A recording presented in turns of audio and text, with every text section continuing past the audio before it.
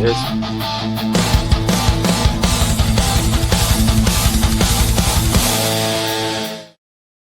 All right, welcome to Offensive. Neckbeard here. I'm going to talk about the Packers and Giants game. This is my reaction.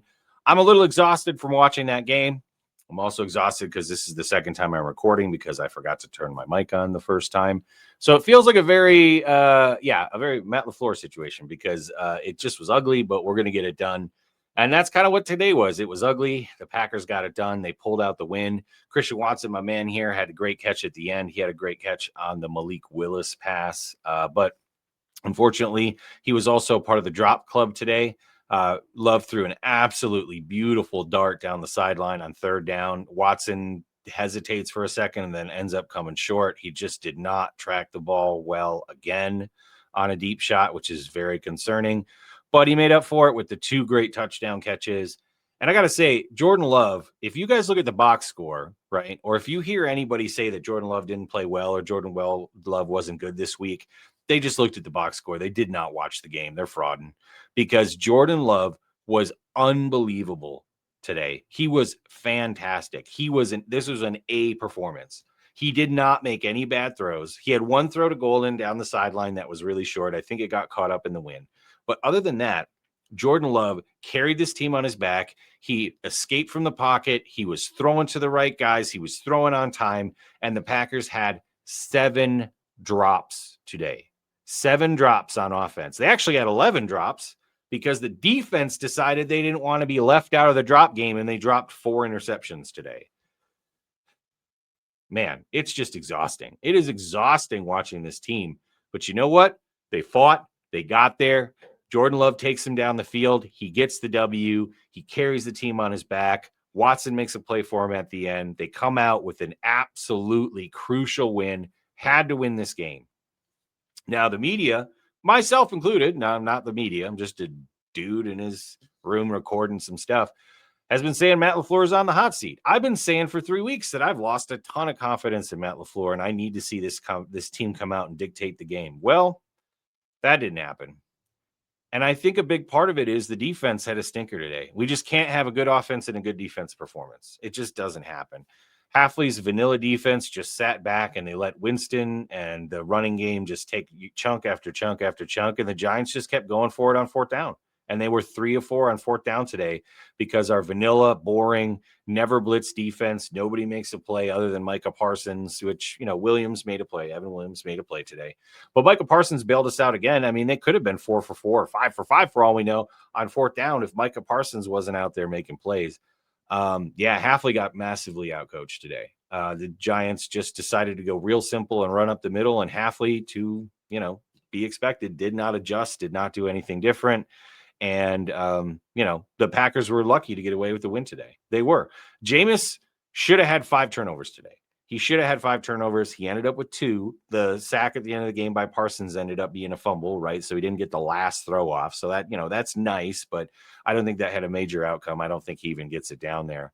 But, dropping those 4 interceptions was huge. Not getting a ton of pressure outside of Micah Parsons. Nobody else on the defensive line did much of anything as far as pressure goes today.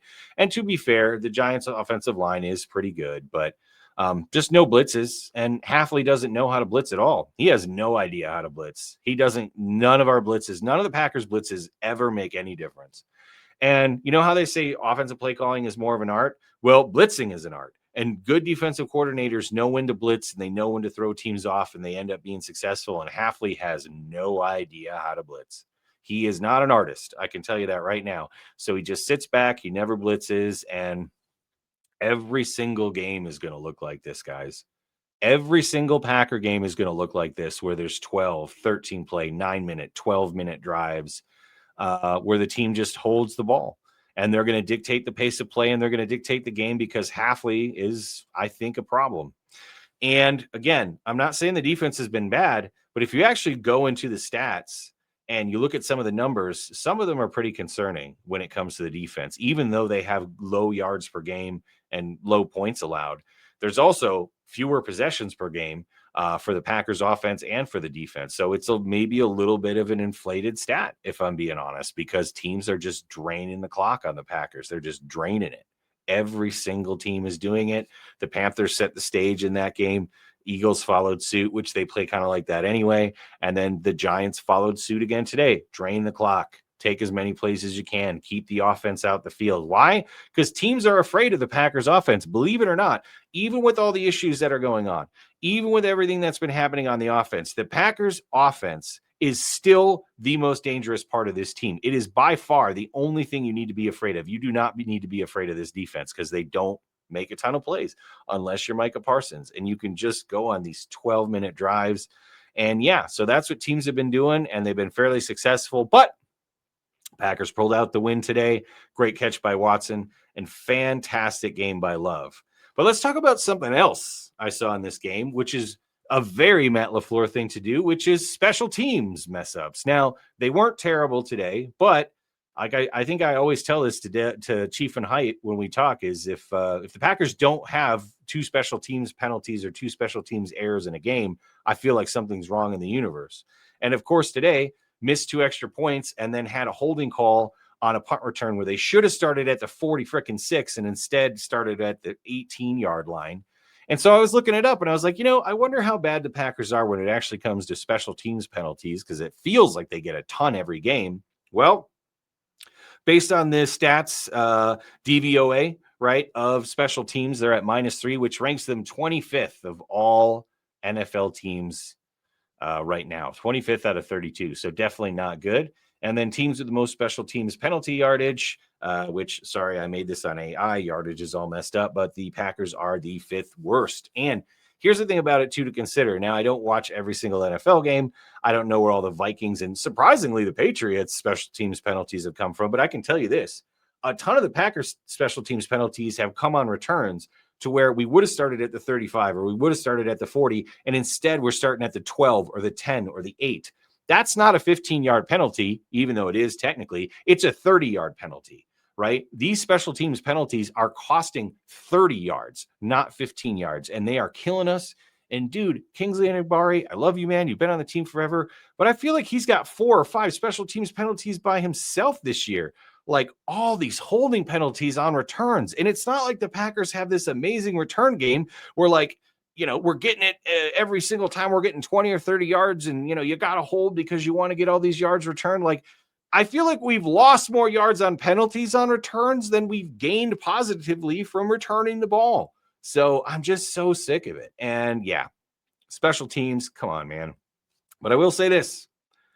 The punting game is legit. The punting game is legit. Daniel Whelan, dude, like that kick at the end of the game was a blast.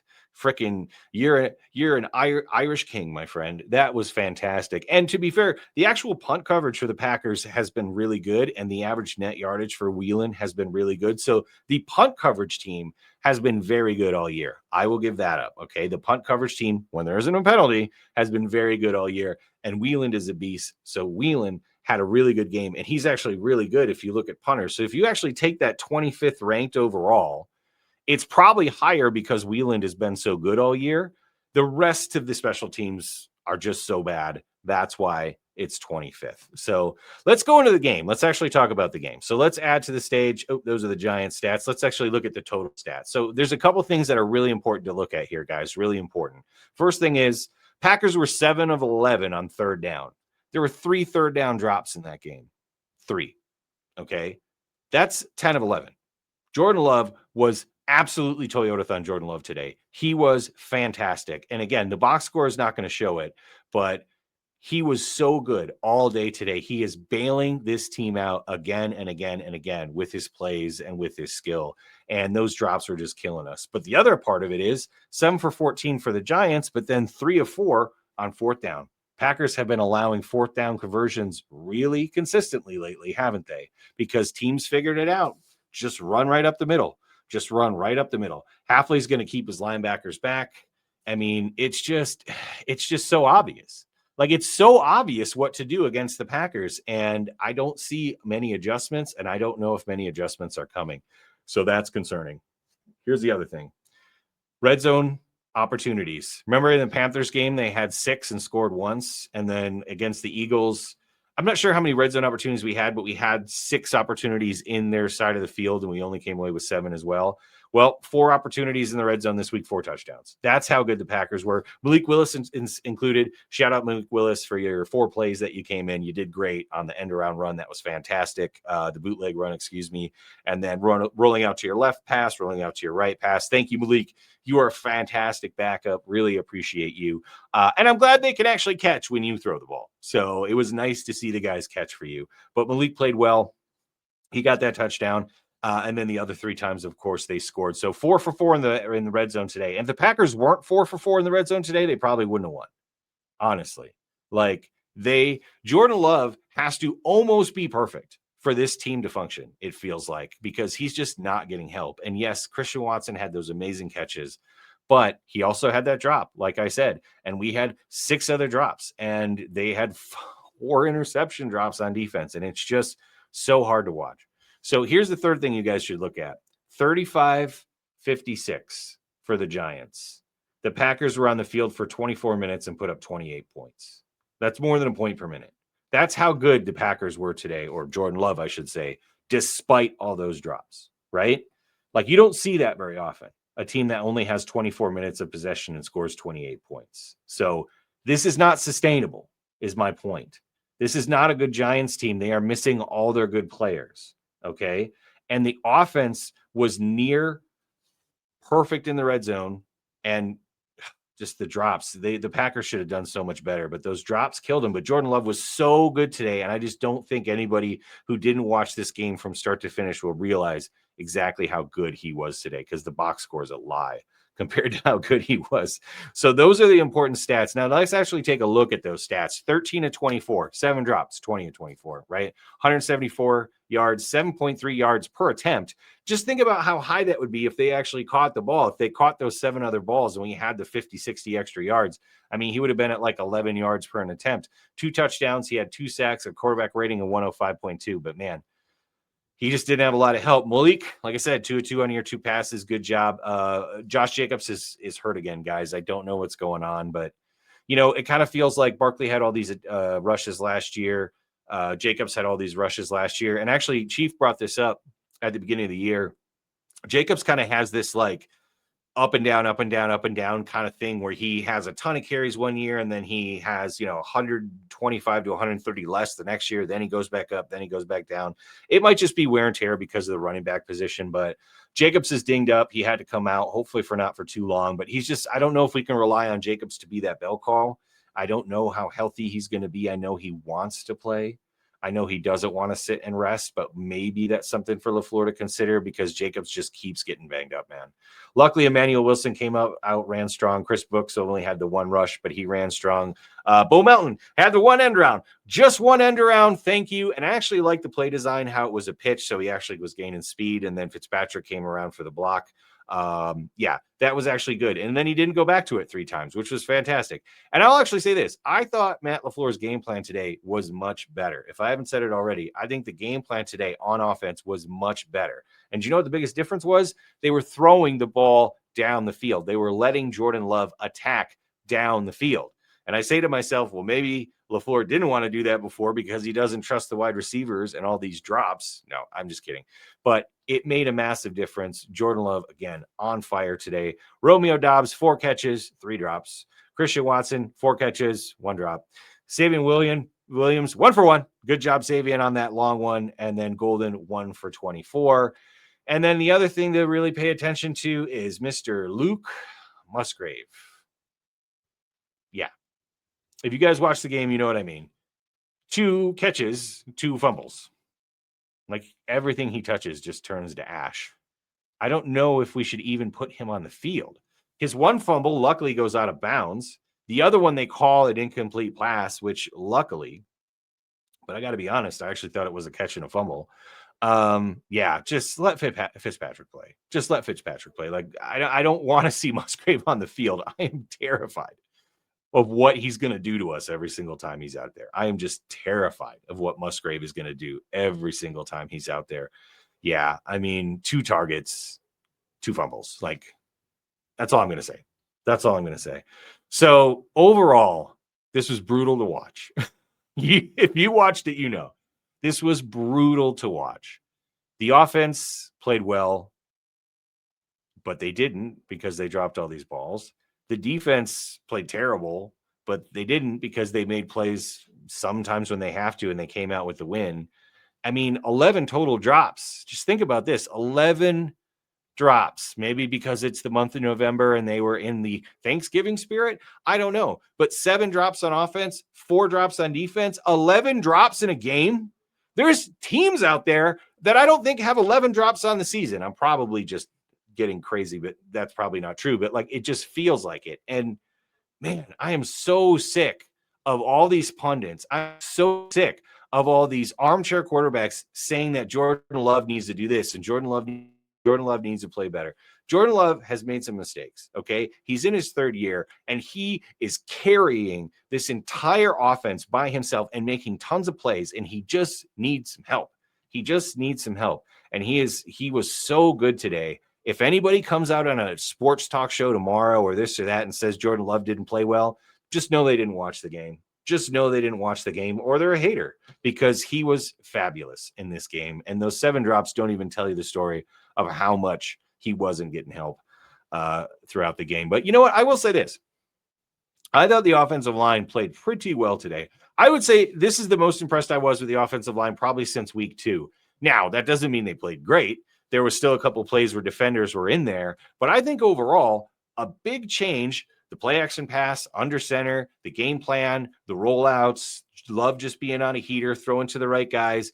The Giants have a good defensive line. They have a very good defensive line. They get to the quarterback, and I thought the offensive line actually played pretty well today. So I will give kudos to the offensive line. I thought the offensive line played much better today, and I think it makes a big difference having Ryan in there for the 2nd week at center, going all week, practicing at center, calling things out, being prepared. I think that made a huge difference of him just getting those reps at center and how the offensive line performed this week. Definitely much better. I don't know what their grades are going to be. Probably a little better than they have been, but not a lot. But I just feel like the offensive line played a lot better. Let's look at the stats for the Giants. So Winston, 19-29, should have had 5 interceptions. Really tried to throw us interceptions, but we didn't want to catch him. And, you know, Valentine on one of those, he just didn't quite see it. The other one he had in his hands. He should have had it. Bullard had one in his hands, and McDuffie just knocked it out. I guess it's defensive instinct, but gosh, that would have been huge right there. And then the other one, X, is playing defense. He kind of reaches up and knocks it down. Nixon was right there. Probably would have caught it. I don't know, but it was just one of those things where, like, shooting, like the Packers couldn't get out of their own way. They just couldn't get out of their own way all game. And it was just frustrating because Jameis wants to throw 5 picks a game. That's what he does. Do you know what I'm saying? He wants to run and gun and do this, and it's a windy day. This is the other thing. It's a windy, crazy day in MetLife, and Love is just darting fools all day. Winston had 3 or 4 passes that were just crazy off that the Packers could have intercepted, and they didn't. But the main story is the Giants right here. 38 rushes, 142 yards, only 3.7. But you know what? The Giants just kept running it up the middle and running it up the middle. And they'll take those 3 yards. They'll take those 4 yards every time because they want 4th and 2 against the Packers. That's what teams want because they're going to go for it. And Hafley's not going to adjust, or he's not going to do any run blitzes, or he's not going to do anything to stop them. I don't think there was, other than the Parsons sacks, and I say sacks because McDuffie got half, but let's be honest, Parsons made that play. I don't think there was a single negative play all day made by the defense. It was just the 2 Parsons sacks. Every single run, even if they stopped it, he still got 2 yards. It was 2 yards, 3 yards, 4 yards, 5 yards, 7 yards, right? And the Giants just stuck with it. And again, they do have a good offensive line, but I'm just really disappointed in Hafley. I'm just really disappointed with him just not being creative or doing anything on defense and just playing so vanilla. And maybe my eyes deceive me. Maybe there's more going on than I see, but I don't see a lot of blitzes. When I do see them, they don't work at all. I don't see a lot of press man. And again, I understand why, okay? But you're predictable. You're so predictable to the point that teams are getting 39 minutes of possession on you basically with their backups. So something to consider. But yeah, let's look at something else. So now the Packers have this win. It's a must win, right? Must win game. They got the win. They are now 6-3-1. I feel like they got to get 10 wins to get to the playoffs, right? Here's the Packers remaining schedule. Vikings at home. Got to win that. At the Lions at Thanksgiving. Don't really feel like we're going to win that one. It would be nice. but going 2-0 against the Lions this year just seems unrealistic. I'm not going to expect to win that. And then the Bears at home, I feel like we have to win that game. I feel like the Packers are just destined to split with the Bears again this year.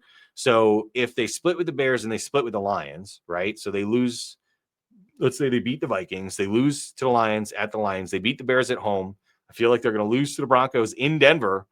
Yikes, with our offensive line against their defensive line. And then at the Bears, I feel like we might lose that game, which means the Packers are going to have to sweep the Vikings, go 2-0, and probably beat the Ravens to get into the playoffs. Now, it can go anyway, right? It can go any way. They could beat the Lions for all I know and then lose to the Bears or lose to the Vikings next week the way that they're playing.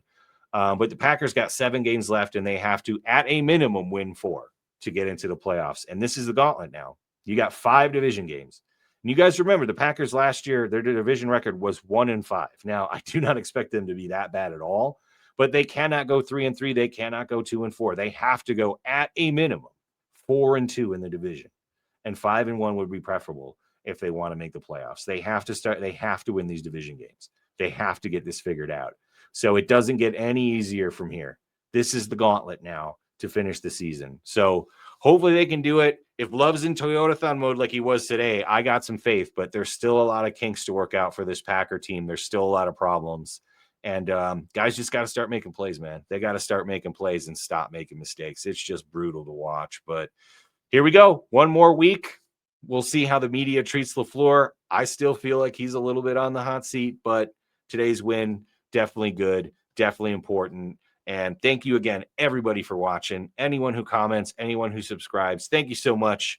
So much football content here. We really appreciate you. We just love talking about football. I just love talking about football. It's my therapy. Like after I watch this Packer game, I got to get this stuff out just to say it, and then I end up feeling better. So I appreciate you if you watch me. Thank you so much for everything, and go Pack Go.